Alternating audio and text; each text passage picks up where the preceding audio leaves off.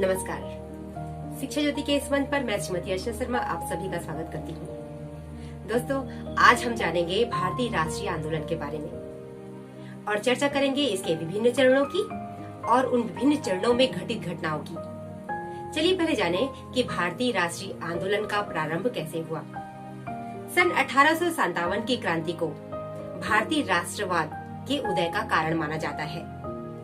हालांकि अपने में कुछ कमियों के कारण यह आंदोलन सफल नहीं हो सका और अंग्रेजों द्वारा इस आंदोलन को कुचल दिया गया। लेकिन इसी क्रांति से भारत में एक नए युग का सूत्रपात हुआ, एक नया युग प्रारंभ हुआ जिसमें लोगों में राजनीतिक जागरूकता आई। लोग अपने सामाजिक, आर्थिक और राजनीतिक अधिकारों की मांगों को लेकर राष्ट्रीय स्तर पर राष्ट्रीय आंदोलन के लिए एकजुट हो सके।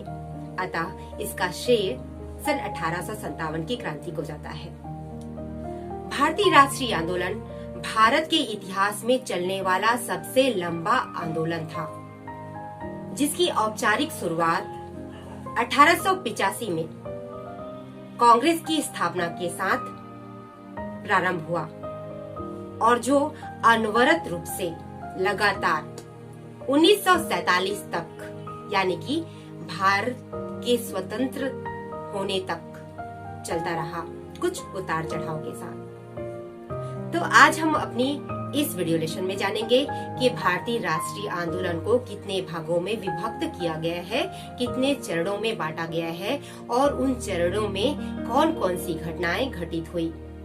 और हम बात करेंगे प्रथम और द्वितीय चरण के बारे में। तो चलिए प्रारंभ करते हैं।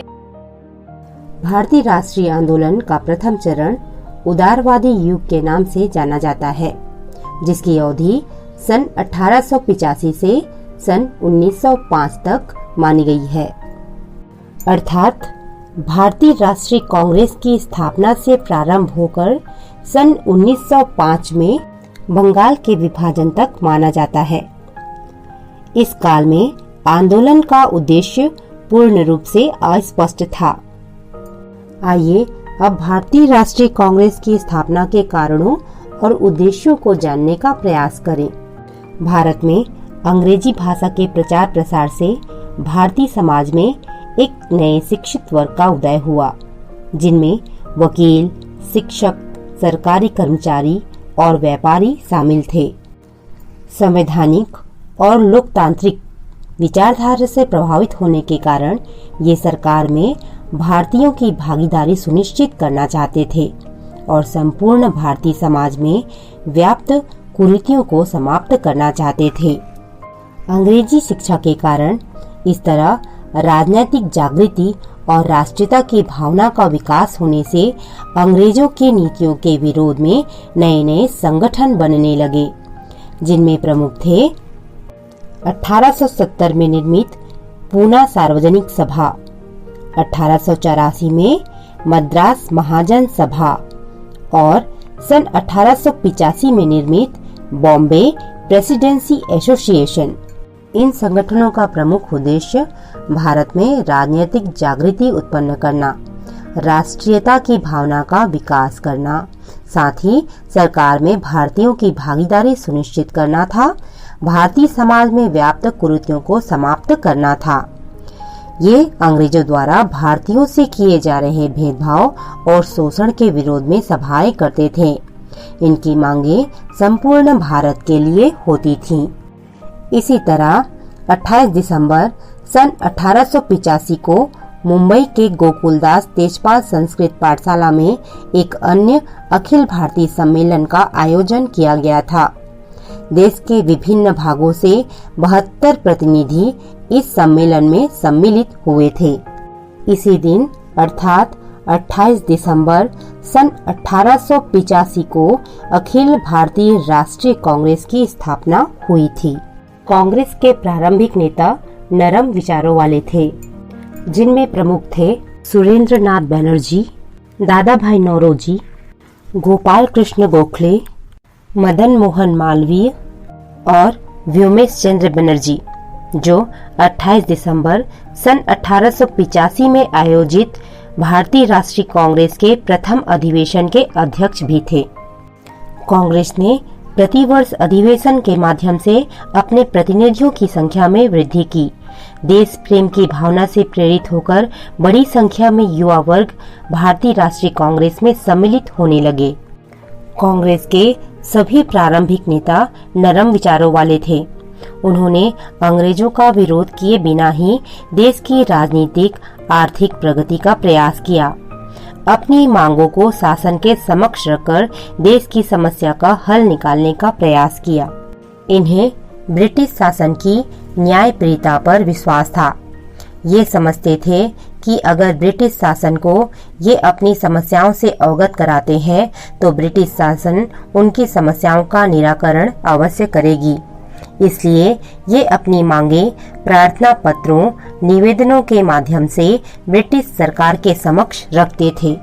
लेकिन अंग्रेज सरकार ने इनकी मांगों की ओर कोई ध्यान नहीं दिया, बल्कि इनके अधिवेशनों में रुकावट पैदा करना शुरू कर दिया और भारतीय राष्ट्रीयता की भावना को भी कमजोर करने का प्रयास किया। भारतीय राष्ट्रीयता की भावना को क्षति पहुंचाने के उद्देश्य से ही तत्कालीन वायसराय लॉर्ड कर्जन ने उस समय देश के सबसे बड़े बंगाल प्रांत का अक्टूबर 1905 में विभाजन कर दिया। क्षेत्रफल की दृष्टि से बंगाल भारत का सबसे बड़ा प्रांत था। इसमें बंगाल, बिहार तथा उड़ीसा का भी समावेश था। अंग्रेजों ने इस विभाजन को प्रशासनिक सुविधा बताया, किंतु उनका उद्देश्य राष्ट्रवाद की भावना को कमजोर करना था।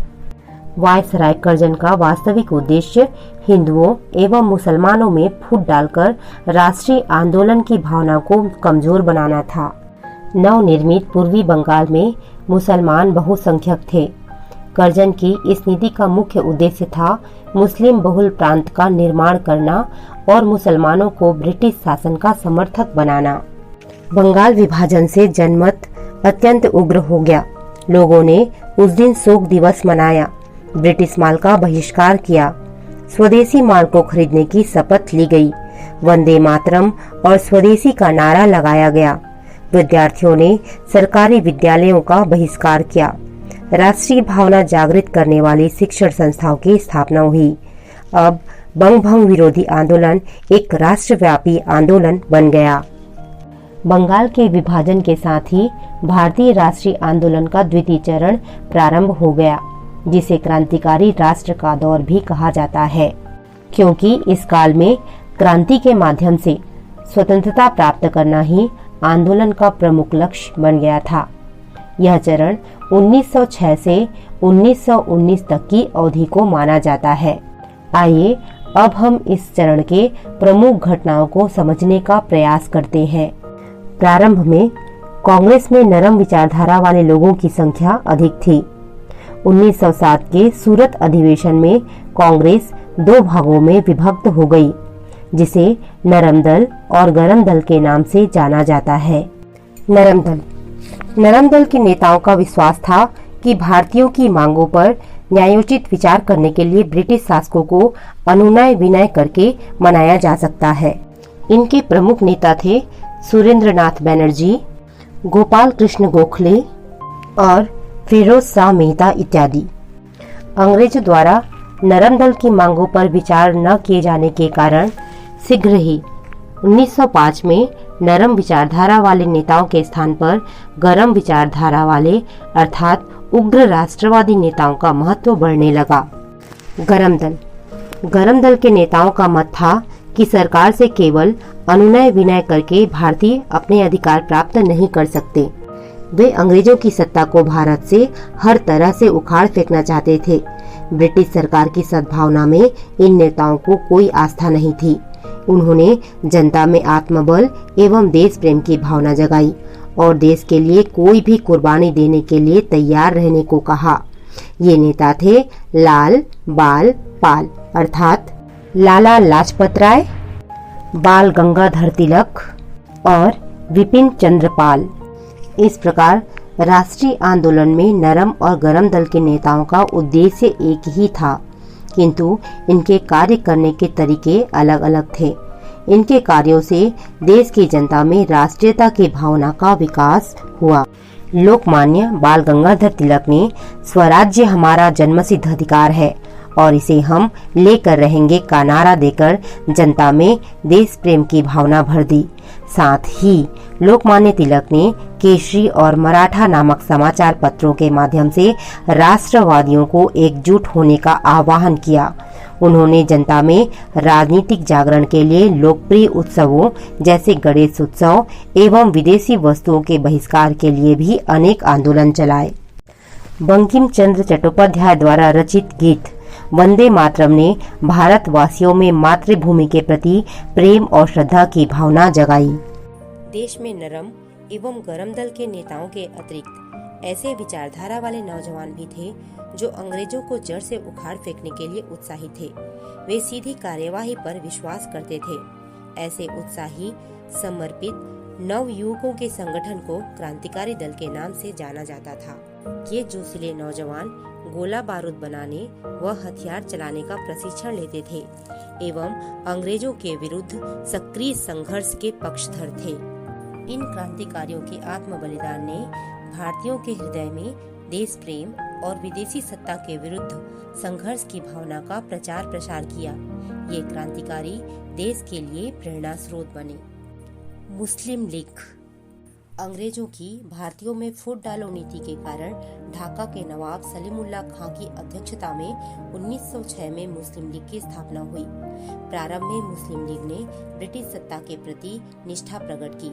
बाद में उन्हें भी अंग्रेजों की दोहरी नीति समझ में आ गई। अंततः लखनऊ में सन 1916 की सर्वदलीय बैठक में एक समझौता हुआ, जिसके परिणाम स्वरूप हिंदू मुस्लिम दोनों ने मिलकर असहयोग आंदोलन में अंग्रेजों के विरुद्ध मिलकर संघर्ष किया। गदर पार्टी यूरोप में कुछ ऐसे भारतीय युवा छात्र थे जो कि भारत की आजादी के लिए सशस्त्र क्रांति एवं संघर्ष का विचार रखते थे। ऐसे ही विचार वाले युवकों का एक दल गदर पार्टी के नाम से 1913 में उत्तर अमेरिका में सक्रिय था। उसके नेता थे लाला हरदयाल। इनकी सक्रियता के कारण ही इन्हें देश से निष्कासित कर दिया गया था। होम रूल आंदोलन सन 1916 प्रथम विश्व युद्ध के प्रभाव और ब्रिटिश सरकार की जन विरोधी नीतियों के कारण दैनिक उपयोग की वस्तुओं के दाम बढ़ने लगे। इस समय ब्रिटिश सरकार ने नागरिकों पर अनेक प्रतिबंध लगा दिए, अतः भारतीयों में असंतोष बढ़ने लगा। ऐसी स्थिति को देखते हुए आयरलैंड से भारत आई महिला डॉक्टर श्रीमती एनी बेसेंट ने होम रूल आंदोलन प्रारंभ किया। होम रूल का अर्थ होता है स्वशासन, अपना शासन स्वयं चलाना। डॉक्टर एनी बेसेंट एवं बाल गंगाधर तिलक ने संपूर्ण देश में सघन दौरा किया और स्वराज्य की मांग को लोगों तक पहुंचाया। भारत में बढ़ते असंतोष, होम रूल आंदोलन की बढ़ती लोकप्रियता और यूरोप की युद्धजन्य परिस्थितियों के कारण ब्रिटिश सरकार ने भारतीयों को कुछ महत्वहीन विभाग सौंप दिए थे। रॉलेट एक्ट 1919 रॉलेट एक्ट को काला कानून के नाम से भी जाना जाता है। मार्च 1919 में रॉलेट एक्ट में भारत में राज कर रही ब्रिटिश सरकार द्वारा भारत में उभर रहे राष्ट्रीय आंदोलन को कुचलने के उद्देश्य से यह कानून बनाया गया था। इस कानून के अंतर्गत ब्रिटिश सरकार को यह अधिकार प्राप्त हो गया था कि वह किसी भी भारतीय पर अदालत में मुकदमा चलाए बिना जेल में बंद कर सकती थी। रॉलेट एक्ट 1919 के अधिनियम के अंतर्गत किसी व्यक्ति को यह अधिकार भी नहीं था कि वह अपने ऊपर मुकदमा चलाने वाले व्यक्ति का नाम जान सके। सन 1920 से भारतीय राष्ट्रीय आंदोलन का तृतीय चरण प्रारंभ हो गया था। इस तृतीय चरण के आंदोलन का नेतृत्व महात्मा गांधी जी द्वारा किए जाने के कारण इसे गांधीवादी युग के नाम से भी जाना जाता है और जिसकी चर्चा हम अपने अगले अंक में करेंगे। तब तक के लिए अलविदा।